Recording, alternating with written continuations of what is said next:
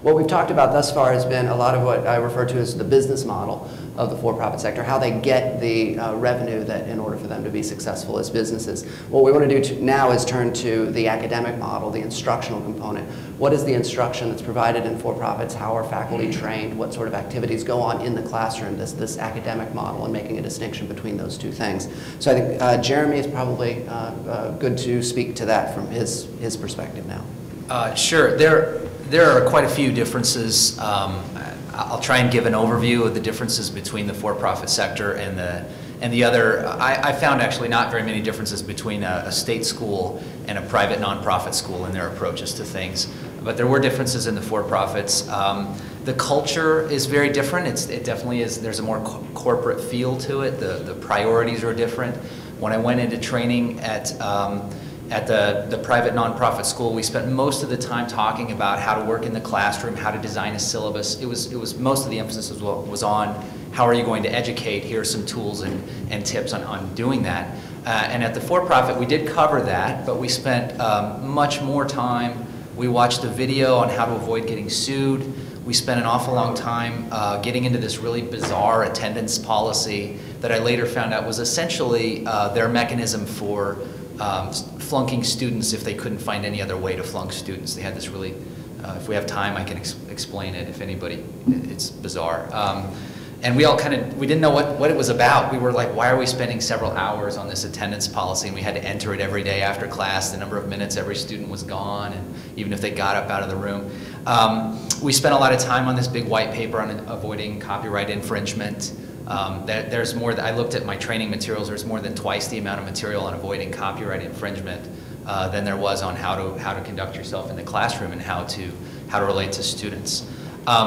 One of the things that I think is really important to mention too is that most of these for-profits, or maybe all of them, I don't know, are open enrollment schools, which essentially means anybody with a pulse can get in. I've heard stories, and the admissions people can talk a little bit more about this, of admissions people kind of making students feel as though, wow, this is an elite institution, we're going to accept you into this, but the reality of it is they're open enrollment schools, and anybody can get in.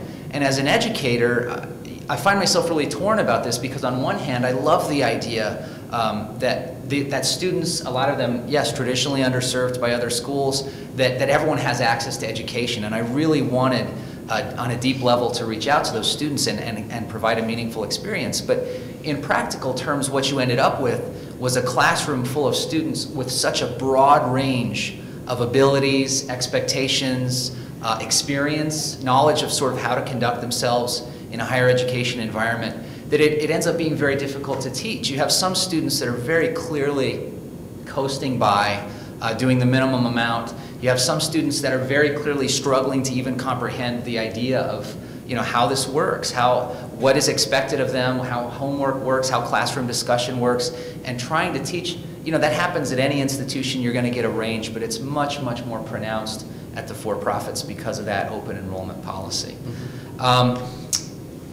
I have more. I could go on, but if we're running, hold it for a second. Okay, we'll sure. have opportunity to come back. I just want to give a little bit of context, making sure that people understand who the faculty are and for-profits in general. Largely it's a part-time faculty that is employed based on their practical real-world experience in addition to academic qualifications.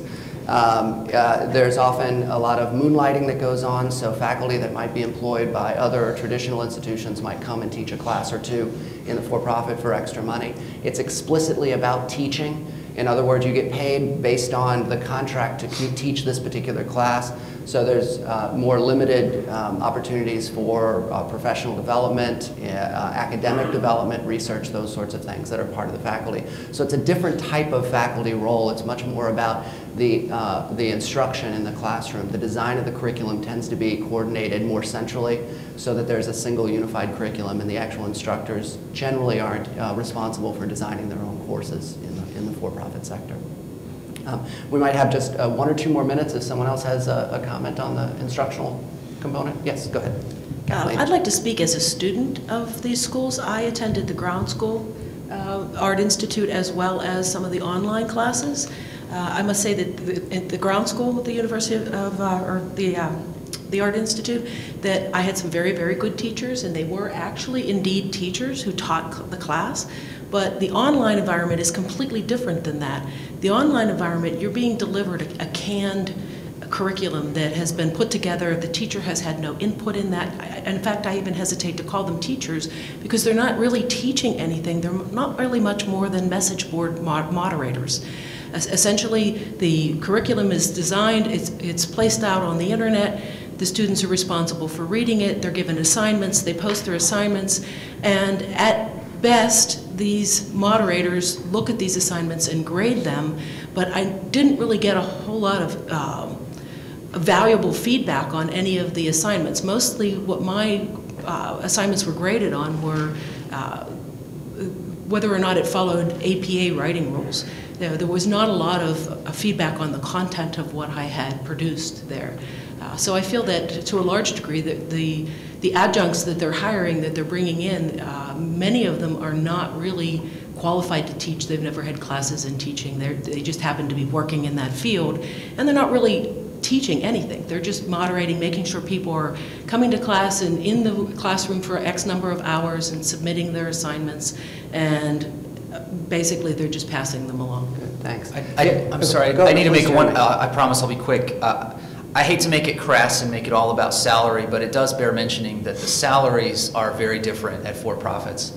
I got paid, for an 11-week course, I get paid $2,000 to teach 11 weeks at the for-profit. At the or at the private school, for that same 11 weeks, I get paid $3,000. At the state school, for a 15-week semester, I get paid $4,000. So if this is a market-based model, they're not really paying market rates to teachers.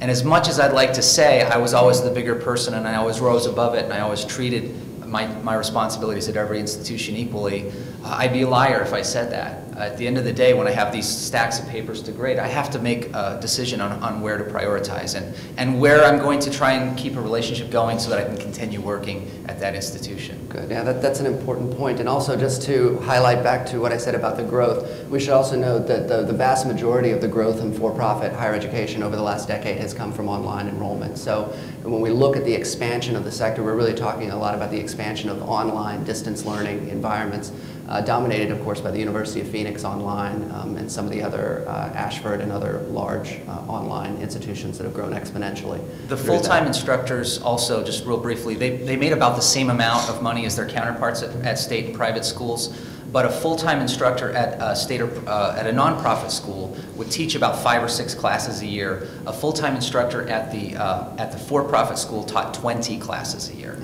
So it's a very big difference in workload. Yeah, again, the focus is on instruction, and you're being paid to teach or being paid in front of the class. Yet our evaluation, and that's true, but our evaluations were also based in part on what we did in terms of outside research. So there was that expectation that we did at least some of that. Good, yeah, and some of them have that component to them as well.